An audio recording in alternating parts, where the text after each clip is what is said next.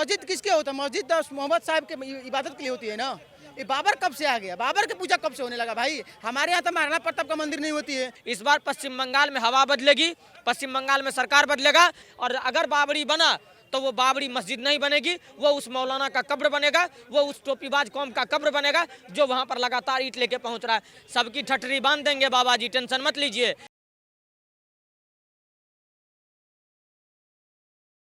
देखिए, पश्चिम बंगाल में खूब शोर है इन दिनों। जहां बाबरी मस्जिद को लेकर सियासत गरमाई हुई है, वहीं धीरेन्द्र शास्त्री के जाने से वहां एक अलग ही माहौल सेट हो गया, क्योंकि 5 लाख लोग एक साथ कोलकाता की सड़कों पर गीता पाठ करते हुए नजर आए। अब शायद ये चीज़ ममता बनर्जी को रास नहीं आ रही होगी, लेकिन जो हिंदूवादी सोच रखते हैं, हिंदू विचारधारा रखते हैं, उनमें एक अलग जोश है। जैसे आपने इनको भी देखा होगा, एक अलग जोश ये रखते हैं। और जैसे मैंने इस सवाल पूछा कि 5 लाख लोगों का एक साथ पाठ करना अलग जोश की बात है।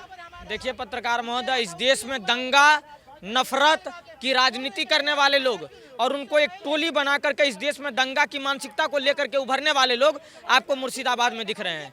ये वही लोग हैं जो कभी आए दिन देवी देवताओं के त्योहार पर पत्थरबाजी करते हैं। आए दिन हम तो इनके त्योहार पर बकरीद होते हैं, रमजान होता है तो पुष्प वर्षा कर देते हैं, फिर जब हमारा त्योहार है तो ये पत्थरबाजी करते हैं। हमने 6 दिसंबर 1992 को बाबरी विध्वंस करके इस देश में सनातन काल के रीति रिवाज से जो मंदिरें थी, जो परंपरा था, उनसे हमने जीता और हमने कोर्ट और संविधान के तहत भी जीता है। तो हमने राम मंदिर बनाया। लेकिन आज 6 दिसंबर 2025 को बंगाल के मुर्शिदाबाद में बाबरी मस्जिद का नींव रख करके आज देश का वो कौम हमारे मानसिकता के साथ ध्वस्त करने का काम कर रहा है और वो कह रहा है कि हम इस देश में दंगा और नफरत की राजनीति फिर से प्रारंभ करने वाले हैं। कौन? वही कौम जो इनका मसीहा बनने का प्रयास करता है। इस देश की 14% आबादी जो लगातार इस देश में नफरत और दंगा की राजनीति करती है, जो लगातार एक आह्वान करती है, तो कभी फिलिस्तीन जिंदाबाद के नारे लगाते हैं, कभी दारुल इस्लाम का नारा लगाता है, कभी गजवा हिंद का नारा लगाता है, तो कभी मुर्शिदाबाद में मस्जिद कर। लेकिन आप देखिए, अब हिंदू जगा हुआ है और हिंदू एक एक होकर के एकजुट है। आपको कलकत्ता में बागेश्वर धाम और सारे जो साधु संत पहुंचे थे, उनका आह्वान दिखा होगा कि मुर्शिदाबाद में 2.5 लाख लोग अगर सर पर ईंट लेके पहुंचे थे, तो 5 लाख हथौड़ा लेकर के कोलकाता पहुंचे लोग। तो अगर इस देश में बाबरी या मुगल के किसी भी बादशाह के नाम से मस्जिद बनने का प्रयास होगा, तो उस मस्जिद को तोड़ने का काम इस देश का हिंदू युवा और इस देश का बहुसंख्यक आबादी करेगा। और वो जो कब्र है, वो बाबरी मस्जिद की नींव जो है, उनको कब्र में तब्दील करने के लिए इस देश का बहुसंख्यक आबादी पूरी तरीके से तैयार है। आप तो कहते हैं कि हम जिहादी नहीं हैं, फिर आप इस देश में जिहाद वाला काम करते हैं। फिर आप कहते हैं कि जब जब जिहाद जुल्म होगा तब तब जिहाद होगा, और उसी मौलाना को आप जिहादी कह दीजिए, उनको मिर्ची लग जाती है। अगर जिहाद का मतलब पवित्र शब्द होता है तो मौलाना को बोलना चाहिए कि हम पवित्र हैं। मुझे एक बात बताइए, शास्त्री जी भी बंगाल गए जहां बाबरी की चर्चा है, 5 लाख लोगों का आना, ये कैसी चीज़ है? ये कहा जाए तो कम से कम उनके देखने से हिंदू जग रहा है, उनके तरफ से हिंदू जगाया जा रहा, जग भी रहा। ये बहुत बढ़िया बात है, क्योंकि जहाँ पर बाबरी मस्जिद का नींव करा जा रहा, जहाँ पर ईंटा रखा जा रहा, जहाँ उसके नाम पर वहाँ मतलब एक लाइटिंग भी नहीं होना चाहिए, वहाँ मस्जिद के नाम, मतलब मस्जिद किसके होता है? मस्जिद तो मोहम्मद साहब के इबादत के लिए होती है ना। ये बाबर कब से आ गया? बाबर की पूजा कब से होने लगा भाई? हमारे यहाँ तो महाराणा प्रताप का मंदिर नहीं होती है। देखिए, शिवाजी महाराज का मंदिर नहीं होता है, आप एक स्थान होता है, लेकिन बाबरी का मंदिर कब से होने लगा? वो इबादत क्या है? इबादत तो सबाब के लिए होता है, उसमें क्या उनके सबाब मिलेगा क्या भाई? जब ये सुटेबल नहीं आया उसके बाद भारत में क्यों बन रहा है भाई? ये लुटेरा था, जिसके वजह से क्षत्रिय महिला रजवाड़े के एक बार में 33,000 जोर की, एक बार में 35,000 जोर की, एक बार में 9,000 जोर की। उसके वजह से हमारे में क्यों नहीं बनने की? बिल्कुल हम बनने नहीं देंगे, भले ईंट डाले चाहे कुछ डाले। जैसे हम लोग, जैसे हमारे पूर्वज 92 में कबारे थे, वैसे हम 26 में कबारेंगे। आप बनने नहीं देंगे। और ये चीज़ कहीं ना कहीं छलकी वहाँ पर, जो 5 लाख लोग इकट्ठा हुए एकदम से बंगाल में। बिल्कुल क्यों नहीं होना चाहिए? गीता में कोई संक्षेप नहीं है। देखिए क्या लिखा है, यदा यदा हि धर्मस्य ग्लानिर्भवति भारत अभ्युत्थानं धर्मस्य तदात्मनं सृजामि परित्राणाय साधूनां विनाशाय दुष्कृतां धर्म संस्थापनार्थाय संभवामि युगे न कृत्यं कर्म लोकस्य सुजाति प्रभु कर्म फले संयोग स्वभावस्तु प्रसते। गीता में ये चीज लिखा है, तो गीता में क्या दिक्कत है? गीता ऐसा चीज है कि मतलब कहीं भी पढ़ लोगे, मतलब 5 लाख लोगों, 5 लाख का 25 लाख जुटना चाहिए था वहाँ पे। और वो बाबरी मस्जिद जो ईंटा रखा था, उसको फेंकना भी चाहिए था। क्यों? हाई कोर्ट ने कहा बोला कि हम रोक लगाएंगे, वो तो कह रहे शांति स्थापित कीजिए, बनाइए। हाई कोर्ट ने रोक नहीं लगाया था, हाई कोर्ट उस पर याचिका भी नहीं डाला है कि बना, वहाँ पे बनना चाहिए। आपको मिला है ना 5 एकड़, 5 एकड़ के लिए आपके पास पैसा नहीं जुट रहा है, आप वहाँ पे जा रहे हैं, न्यूज करवा रहे हैं, वहाँ पैसा लुटवा रहे हैं कि हमारे पास इतना पैसा हो गया कि मतलब SBI बैंक हैंग कर गया। अब वहाँ 5 एकड़ के लिए पैसा नहीं जुट रहा है, वो देख रहे हैं कि अखिलेश यादव का सरकार आएगी तो फ्री में बनवाएंगे। मतलब जो शबाब के लिए काम होता है वो शबाब नहीं है, जो 80% काफिरों का पैसा है उसके लिए वो उससे बनवाएंगे। आप इबादत के लिए शबाब का पैसा से बनवाइए, काफिर का पैसा से क्यों बनवाएंगे? वहाँ पर पैसा जुट जा रहा है, यहाँ पर क्यों नहीं जुट जा रहा है? आप सरकार के देख रहे हो कि उनकी सरकार गिरेगी, अखिलेश यादव की सरकार आएगी तो बनवा लेंगे। बिल्कुल नहीं आएगी, ना बनेगा, ना यहाँ बनेगा ना वहाँ बनेगा, हम बनने नहीं देंगे। हाँ, हम लोगों के पास पैसा था, 20 रुपये से लेकर 20 करोड़ लोगों देने वाले हिंदू थे, मंदिर बनवाए। आज उसके इतना पैसा है कि एक नहीं पूरे भारत में मंदिर बन जाएगा। देखिए, आज आपको हम लोगों को सबक लेने की भी आवश्यकता है कि आज कोई हिंदू नेता आज भारत देश में नहीं है जो मंदिरों के लिए अपना राजनीति को ठुकरा दिया, लेकिन हुमायूं कबीर जैसा नेता है जो मस्जिदों के लिए और अपने कौम के लिए उन्होंने राजनीति को ठुकरा दिया। TMC ने उनको बाहर निकाल दिया, लेकिन फिर भी वो ईंट सर पर रखवा करके पश्चिम बंगाल का मुर्शिदाबाद पहुंच चुका है। तो ये कहीं ना कहीं उनकी मानसिकता ऐसा भी खूब आ रहा है, उसमें क्या प्रॉब्लम है? मैं कह रहा हूँ पैसा तो आएगी ही। वो जितने पंचर छाप हैं जो पंचर बनाने का काम करते हैं, मोची बढ़ई का काम करते हैं, इन्होंने संसाधनों पर कब्जा कर लिया है, सरकार के राशन पर पल रहे हैं, अपना कमा कमा करके देश में पत्थरबाजी करते हैं, केस लड़ते हैं, फिर इनका कसाब पे फंड करते हैं, अफजल पे फंड करते हैं और अब मस्जिद बनाने पर फंड करने लगे हैं।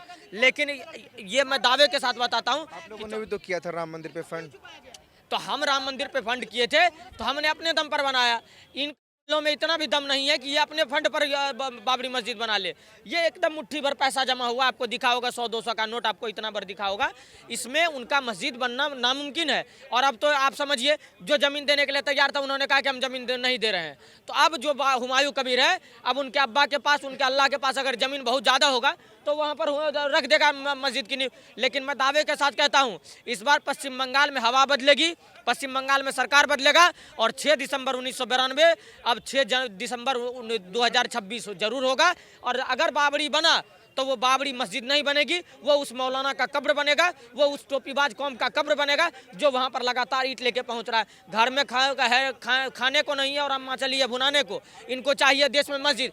आप देखिए, जब भी आप सवाल करते हैं मुसलमानों पे तो ये क्या कहते हैं कि हमें अब्दुल कलाम है दिए, हमने वीर अब्दुल हमीद दिया, हमने अशफाकुल्लाह खान दिया, हमने मौलाना अबुल कलाम आज़ाद दिया, हमने राशिद अंसारी दिया। और जब मस्जिद बनाने की बात आती है तो ये हुमायूं के नाम से बनाएंगे, ये बाबर के नाम से बनाएंगे, ये इल्तुतमिश के नाम से बनाएंगे, ये हजरत निजामुद्दीन के नाम से बनाएंगे। ये मानसिकता क्या दर्शाती है? ये मानसिकता ये दर्शाती है कि आपके साथ सेकुलर का विक्टिम खेलने के लिए ये आपको दिखा रही है कि हम अब्दुल कलाम को अपना आइडल मानते हैं, लेकिन जब मस्जिद बनाने की बारी आती है तो ये जाकर के बाबर का मस्जिद बनाते हैं। तो ये मानसिकता बिल्कुल रशीदी को जानते हैं? मौलाना रशीदी एकदम जानते हैं। मौलाना रशीद वही जो अखिलेश यादव की बीवी का तारीफ किया था। अच्छा, हाँ, बहुत अच्छे से जानते हैं फिर तो आप उन्हें। खूब बढ़िया से जानते हैं। उन्होंने एक बात रखी है जो काफ़ी जायज़ लगी मुझे, कि अगर मुस्लिम शासकों से इतनी ही प्रॉब्लम है तो एक कानून पारित कर दीजिए कि कोई भी इंसान मुस्लिम शासकों के नाम जो है वो अपने बच्चों के नाम पर नहीं रखेगा। बिल ले आइए, कोई रखेगा ही नहीं। एकदम शानदार। इस बात के लिए मैं मौलाना रशीद का समर्थन करता हूं। अगर मौलाना रशीद कह रहा है कि इस देश में बाबर, अकबर, इल्तुतमिश, शाहजहां, हुमायूं और हजरत निजामुद्दीन, औरंगजेब जैसे लोगों का इस देश में नहीं रहा, ये करते हैं, तो उसमें नाम क्यों है? क्यों है बाबर? बाबर कौन? इस देश टॉन्ट मार रहे हैं वो। मैं वही कह रहा हूँ, नाम किसी का नहीं होना चाहिए। अरे इसका का सब अपना बच्चा का नाम मोहम्मद रख दो, सब अपने बच्चा का नाम आयशा रख दो, सब अपने बच्चा का नाम अल्लाह रख दो। रखना नहीं है तो अपने बच्चा का नाम रखना है बाबर, अकबर। तो इसने ये सारे लावारिस जो लोगों का नाम रखते हैं, नाजायज लोगों का नाम रखते हैं, ये सारे लोगों की मानसिकता वही है। नाम लेना है अब्दुल कलाम का, जब मस्जिद बनाना है बाबर का। नाम लेना है अबुल कलाम आज़ाद का, मस्जिद चाहिए हुमायूं का। इन सारे की अम्मी खुदेगी बारी बारी से। और अब्दुल राशिद को तो मैं पूरा समर्थन करता हूँ कि अब्दुल राशिद आज जो बोला है, बाबर अकबर के नाम से इस देश में अगर कोई आधार कार्ड बनाने जाए तो उसका सबसे पहले आधार ही ना बने। जो मुगल शासक के नाम से इस देश में कोई भी आसिम मुनीर, आपको ये समझिए, आसिम मुनीर नाम रख रहा है बच्चे का, तो वो समझ रहा है कि आसिम मुनीर रखेंगे तो आसिम मुनीर जैसा आतंकवादी बनेगा जो लगातार भारत को गिदर भभकी देने का काम करेगा। इसीलिए ये चाहता है कि बाबर की मानसिकता कभी ना मिटे, अकबर की मानसिकता कभी ना मिटे। इसीलिए इन लोग अपने बच्चे का नाम ऐसा मुगल बादशाह के नाम। धीरेन्द्र शास्त्री को एक मुद्दा लेकर गए हैं या सिर्फ पाठ है गीता का? वहाँ 5 लाख लोगों का आना कोई बड़ी छोटी बात नहीं है। देखिए, धीरेन्द्र कृष्ण शास्त्री जी बागेश्वर धाम के पीठाधीश्वर हैं और हम लोगों के हिंदू हृदय सम्राट हैं। और उनका आवाहन एक आवाहन दिल्ली से मथुरा तक, वृंदावन तक एक पद यात्रा में महा जनसैलाब लेकर के चले गया। धीरेन्द्र कृष्ण शास्त्री जी का जनसैलाब आज गीता पाठ करने के लिए जो बैठा है, सबकी ठठरी बांध देंगे बाबा जी, टेंशन मत लीजिए। और ये जो आते हैं ना टोपी पहन करके, ये जो है ऊंचा पैजामा और लंबी दाढ़ी बढ़ा करके, इन सारे लोगों की ठठरी बाबा जी बांधने का काम करेंगे। और अब धीरेन्द्र कृष्ण शास्त्री जी जो है सारे मौलाना को जीरो कर दिया है। जब से आए हैं वो, तब से मौलाना का कहानी खत्म है। धीरेन्द्र शास्त्री हो या कोई भी हो, क्या हाई कोर्ट से ऊपर है?